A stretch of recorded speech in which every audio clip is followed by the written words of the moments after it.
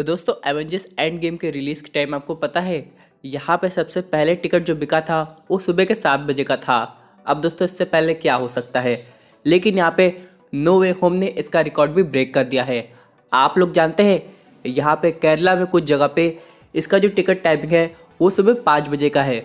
और यही नहीं दोस्तों, कुछ फॉरेन कंट्रीज़ में ऐसा हो रहा है कि मान लीजिए अगर ये मूवी 16 दिसंबर को रिलीज़ हो रही है तो जैसे रात के 12 बजे यानी कि 16 दिसंबर की डेट आ रही है वहाँ पे वो शो लग जा रहा है, यानी कि ऑडियंस सीधे रात को 12 बजे मूवी देखने जा सकती है। दोस्तों ये तो एकदम कमाल है, यानी कि इस मूवी का क्रेज इतना बढ़ गया है कि क्या बताएं। और अगर हम लोग बात करें टिकट्स की तो काफी जगह मिलने भी लगे हैं। क्या आप लोग को मिले कि नहीं? और जिन लोग का एग्जाम है वो लोग तो वेट करेंगे 1-2 दिन और का, लेकिन हाँ एडवांस बुकिंग तो करके रखे होंगे। लेकिन इन सब के अलावा चलिए हम लोग दोस्तों आज की डेट में बात करने वाले हैं रिलेटेड स्पाइडरमैन 4 से। यहाँ पे टॉम हॉलैंड ने ऑलरेडी प्लान बना लिया है कि उनको स्पाइडरमैन 4 में क्या चाहिए, वो बात भी करना चाह रहे सोनी पिक्चर्स से। अब दोस्तों यहाँ पे जैसे हम लोग नो वे होम देख लेंगे, ये एक ट्रिलॉजी का एंड होगा, यानी कि जितनी भी कहानी थी टॉम हॉलैंड के स्पाइडरमैन की वो यहाँ पे खत्म हो जाएगी और एक नई कहानी शुरू होगी। हालांकि यहाँ पे जितनी भी पास्ट कहानी है उनका कनेक्शन फ्यूचर कहानी से ज़रूर होता है, लेकिन फिर भी एक तरीके से एक नई शुरुआत होगी, क्योंकि हो सकता है मूवी के एंड में जितने भी लोग वो सब स्पाइडरमैन की रियल आइडेंटिटी भूल जाए, जैसा कि पीटर पार्कर चाहता था। और एक ट्रेलर में हम लोग देख भी रहे हो डॉक्टर स्ट्रेंज से डू इट बोल रहा है। अब ये डू इट 2-3 मतलब के लिए हो सकता है, या तो पहले वो लोग कामयाब हो गए विलन्स को बाकी यूनिवर्स में भेजने के लिए और यहाँ पे वो लोग एक साथ हो गए हैं। क्योंकि अगर हम लोग बात करें ट्रेलर 2 की तो यहाँ पे इनके और डॉक्टर स्ट्रेंज के बीच में कोई बात बन नहीं रही थी। यहाँ पे वो डॉक्टर स्ट्रेंज के बिल्कुल अगेंस्ट था कि विलन्स को हम लोग दूसरे यूनिवर्स में भेजेंगे तो उनकी डेथ हो सकती है। लेकिन यहाँ पे हम लोग देख रहे हैं पीटर पार्कर की बातों से ऐसा लग रहा है कि वो डॉक्टर स्ट्रेंज अब एक साथ काम करेंगे। लेकिन इन सब के अलावा यहाँ पे सबसे इंपॉर्टेंट क्वेश्चन आता है कि अब स्पाइडरमैन 4 में क्या होगा। तो इसका अभी कोई आइडिया नहीं है दोस्तों, क्योंकि ये सब तो नो वे होम के बाद ही पता चलेगा कि यहाँ पे पीटर पार्कर कौन सी यूनिवर्स में रहता है। बहुत लोग ये चाहते हैं कि अगर स्पाइडरमैन 4 बन रही हो आगे जाके यहाँ पे नो वे होम में एंड्रू टॉबी दिखाई दे रहे हैं तो उनका रोल और भी आगे हो, यानी कि वो स्पाइडरमैन 4 में भी दिखाई दे। और यहाँ पे बहुत लोग ने टॉम हॉलैंड से कहा भी था कि क्या उनका केमी हो सकता है फैंटास्टिक 4 मूवी में, लेकिन उन्होंने ओपनली मना कर दिया, यानी कि वो अपना केमियो खुद उस मूवी में नहीं चाहते हैं। अब वैसे आप लोग को बता दूं मैं, फैंटास्टिक 4 जो कॉमिक्स आप लोग पढ़ेंगे वहाँ पर स्पाइडरमैन का काफ़ी की रोल है और कुछ समय के लिए वो तो फैंटास्टिक 4 टीम का पार्ट भी बन जाता है और यहाँ पे उसे अपना एक ड्रेस मिलता है मिस्टर फैंटास्टिक की तरफ से। लेकिन इन सब के अलावा अगर हम लोग बात करें स्पाइडरमैन 4 की तो डेफिनेटली बनेगी मार्वल सिनेमैटिक यूनिवर्स में, लेकिन यहाँ पे कुछ नए लोगों के साथ। अब दोस्तों यहाँ पे जैसा अगर हम लोग बात करें कि वेनम अपनी यूनिवर्स में आ गया है और जब सब कुछ स्पाइडरमैन की जिंदगी से सॉल्व हो जाएगा तो हो सकता है जे जोना जेमसन जो कि अपने करंट मार्वल सिनेमैटिक यूनिवर्स के हैं वो उसको जॉब पे हायर कर ले, जैसे कि हम लोग को स्पाइडरमैन 3 में दिखाया गया था सैम रेमी की। और हो सकता है वेनम इस समय यहाँ पे डेली ब्यूगल के लिए काम कर रहा हो और यहाँ पे वो खुद भूल गया हो कि पीटर पार्कर कौन है। लेकिन हाँ, स्पाइडरमैन को तो वेनम जानता है ना, क्योंकि कहीं ना कहीं किसी लाइफ में उसके साथ वो बॉन्ड हुआ होगा कि वेनम को पीटर पार्कर के फेस से मतलब नहीं है, वो तो अभी रिवील हुआ है। अब वेनम को इस बात से कोई दिक्कत नहीं कि स्पाइडरमैन के पीछे कौन है, वो बच्चा है कि बड़ा है, उससे कुछ मतलब नहीं है, उसे तो बस स्पाइडरमैन को ही सबक सिखाना है।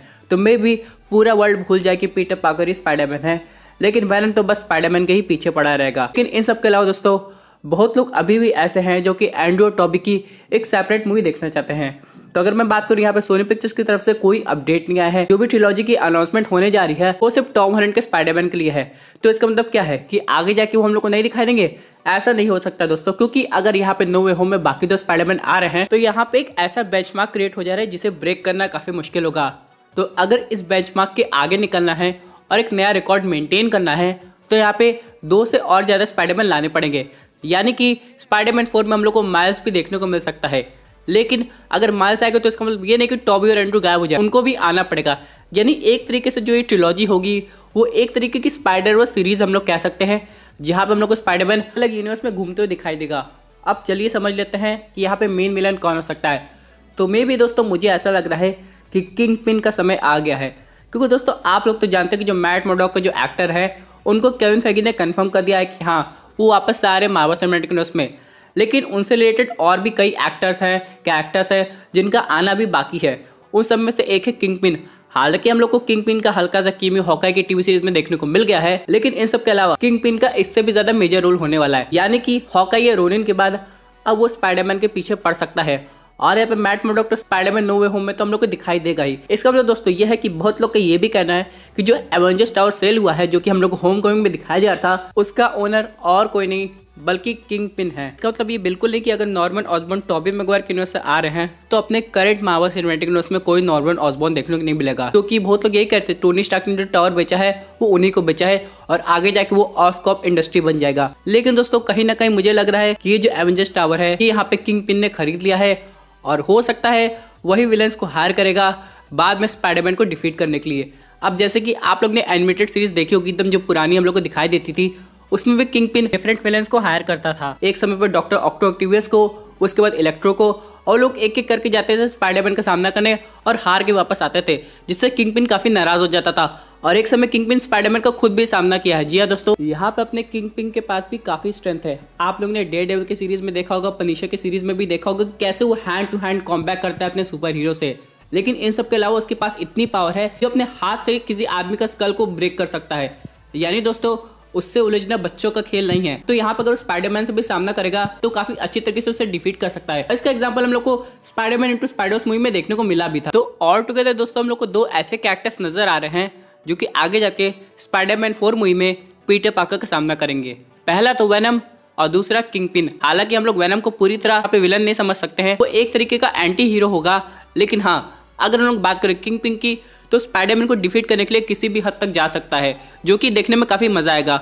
अब देखना यह है कि सोनी पिक्चर्स ये सब कैसे करता है, क्योंकि सोनी पिक्चर्स अपने बाकी विलन्स पे भी काम कर रहा है। कि अभी आप लोग को याद होगा एक मूवी आ रही है क्रेवन द हंटर, और अगर हम लोग बात करें स्पाइडरमैन के पुराने प्लॉट की, यानी कि जब तक ये मल्टीवर्स से विलन नहीं आए थे तो कहा जाता है जो क्रेवन द हंटर है वो हम लोग को नो वे होम में दिखाई देता और उसे कोई हायर करता स्पाइडरमैन को हंट करने के लिए, क्योंकि स्पाइडरमैन एक पब्लिक एनिमी बन गया है।